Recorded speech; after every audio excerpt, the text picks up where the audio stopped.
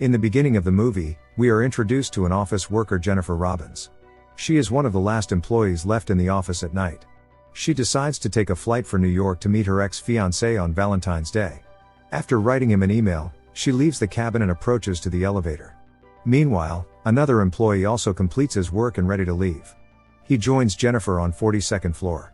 He introduced himself as Guy. He tries to talk to her by saying some jokes. But she is not interested in chatting with him. He sees a drawing on the wall and shows to Jennifer. When they are watching it, suddenly the elevator stops. He uses the keys and the security button but failed to activate it. Then he tries to open the door with his hands but it doesn't work. They wave their hands in the CCTV but no one see them. Their phones also lost the signal as they are at the 4-level underground. Jennifer starts worrying about the flight. They shout for help and bang the door but no one hear them. Guy says that there might be an escape hatch in the ceiling.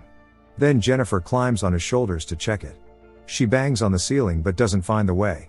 After 1 hour, Jennifer finds that she has missed the flight and feels sad. Guy tries to make her smile to change her mood. But she gets angry and curses the security of the building. He offers her water as she runs out of it. They decide to drink the wine keep inside their bags. But then they joke on the bottle opener and laugh at each other. She offers him some candies and says that they should save their food as they might locked in the lift until Tuesday. After spending 4 hours, she has to pee and tries to hold it in as she is embarrassed to do it in front of a man. Guy tells her that she can relieve herself in the bottle. She asks him to close his eyes and covers his ears. After this, she starts scratching in the drawing on the wall. They decide to play a game and talk about each other. He tells her that he is obsessed with his work and has no one to care for. She says she also likes her job and wants to surprise her ex in New York. Then Guy decides to open the wine and drink together. Later they start drawing each other and come closer. Guy tells her that he has seen her before in the office. But he doesn't want to share it because it would get her uncomfortable. Jennifer laughs at his stalker jokes. After finishing the drawing, they show it to each other. She draws him funny but Guy draws her more serious than her. She clicks a picture of his drawing and tells him that she will make it her profile if they escape. Then they start talking about the food and both feel hungry. Jennifer asks him to change the topic. Guy makes a list of different things and she decides to talk about love. She stands up and turns on her mobile camera to film him. She asks him about the dirtiest place he has hooked up with a female. But he feels embarrassed to speak about it. Then she decides to share her stories first. She talks about one of her ex-boyfriends in her college and tells him that she hooked up with the boy in a library. When Guy's turn comes, he again gets nervous and tells her that he doesn't have an interesting story like her. When she forces him, he talks about a girl that wanted to sleep with him during their work travel. He tells her that they drank wine together and got in his car. The girl started taking off her clothes when he was driving. He felt aroused seeing her naked but he stopped her. Jennifer hears his story and says it's cool. Just then he approaches to her and kisses her. He starts taking off her clothes and they get intimate in the elevator. After having an intercourse, Guy tells her that he likes her but Jennifer feels confused and gets away from him. She tells him that she cannot be in love with him as she wants to patch up with her ex-boyfriend. She says that they should forget what just happened in between them. At this, Guy gets angry and tells her that her ex doesn't deserve her. He says they both have same interests so she should leave him. But she gets furious and tells him that she still loves him. She says when they will get out of here, they should go back to their separate paths. But Guy starts crying and insists her that they are made for each other. Suddenly his expressions are changed and he reveals he is not Guy. He says he lied about his work and name. He has been following her since she joined the office. He grabs his phone and shows her the security photos of her with every single date and time. He even shows a video of her approaching to the lift tonight. Jennifer is shocked and scared. He tells her that he is the security guard of the building and he really likes her. He reveals she didn't notice him although he works in front of her. He says he knows more about her life than her boyfriend and he planned everything to just meet her. He wanted to spend time with her. Then he takes out elevator keys and unlocks it. Jennifer gets furious and doesn't believe that he trapped her to just meet her. She says she will inform the police about him. Just then the man goes mad and grabs her. They both start hitting each other on the walls. During the fight, she breaks the keys and knocks him out with her foot. She thinks she has killed him and come closer to check. Suddenly he wakes up and hits her to the ground. They both lose consciousness for hours. After that, Jennifer gets up and finds the man also wakes up. She asks him why he did it. He says that he just wanted to get her away from everything so that they could understand each other as humans. He confesses that he wanted to build a relationship while being locked with her. Jennifer finds that he has taken all the weekend shifts and other workers will not come. Then she asks him what he will do with her. The man answers that he might kill her and then go back to prison.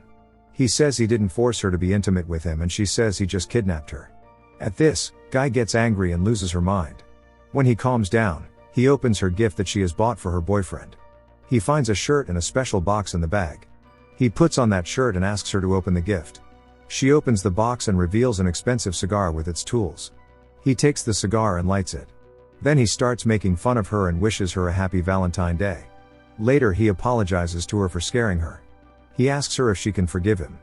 He keeps asking for another chance and says she is not forced to answer it. He tells her she has enough time to think about the reconciliation. But she seems lifeless to his saying. Then he talks about the travel ad playing in the elevator. He says that the couple in the video is happy together. He promises her that he will also take her to that place one day. He gets frustrated by the neon light and breaks it with her thermos.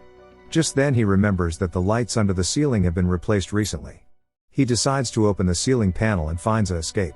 He breaks it and opens it using the thermos and Jennifer stands up.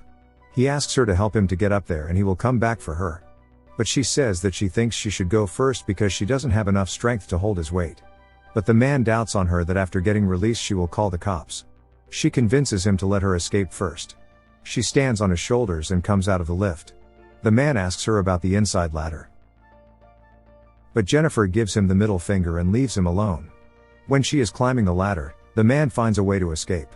He binds two clothes together and throws them over the lift.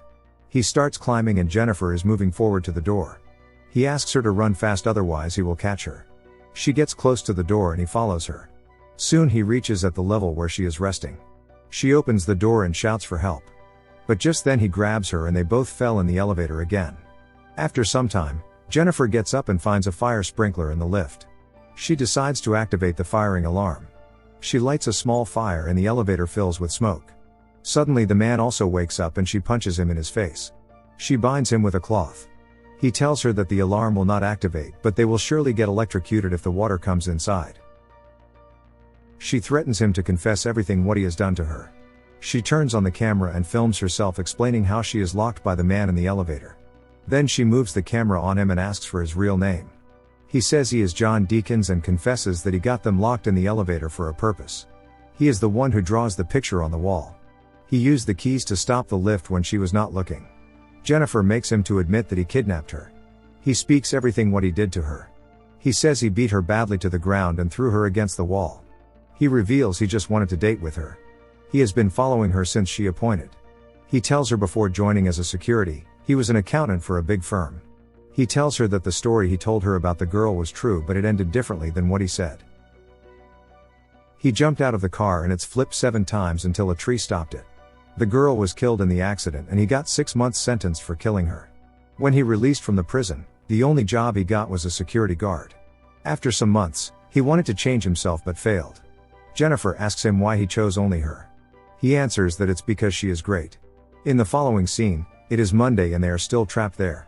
One of the security, Eddie, enters the building with his girlfriend Ruby to show her the place. When they walk inside, Eddie calls John. But he doesn't find him and decides to check the security monitors. When he checks the CCTV, he finds him with Jennifer trapped inside the elevator.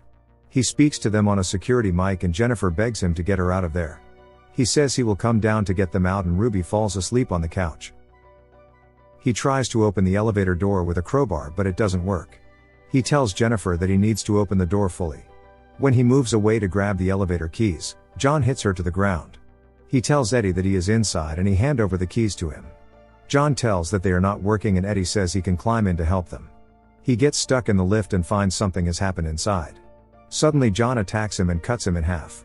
After killing him, he knocks out Jennifer again. Then he takes her out of the elevator and puts her in his car trunk. He goes back inside and disposes Eddie's dead body and his clothes. Then he cleans himself and puts on his security uniform. He also puts Jennifer's cigar into his pocket. After this he deletes all recordings from the security cameras. He finds Eddie's girlfriend in the office and kills her too. Then he throws her body in the shaft. After that, he drives his car to a secret location to kill Jennifer. He decides to burn her alive and pours gasoline into a dumpster. But before killing her he tells her that he still loves her and it's sad that they can't live together. He opens the trunk and Jennifer fakes as dead. When he moves to the dumpster, suddenly she stands up and hits him over the head. She gets inside the car and starts driving. But she stops it when she finds the gifted cigar in the tray. Then she starts backing up the car at full speed and hits into John. She comes out and finds him collapsed. Then she lights the cigar and throws it into the dumpster. She burns John alive and walks away. Make sure you have subscribed and turn on all notifications, so you can watch more movies like this.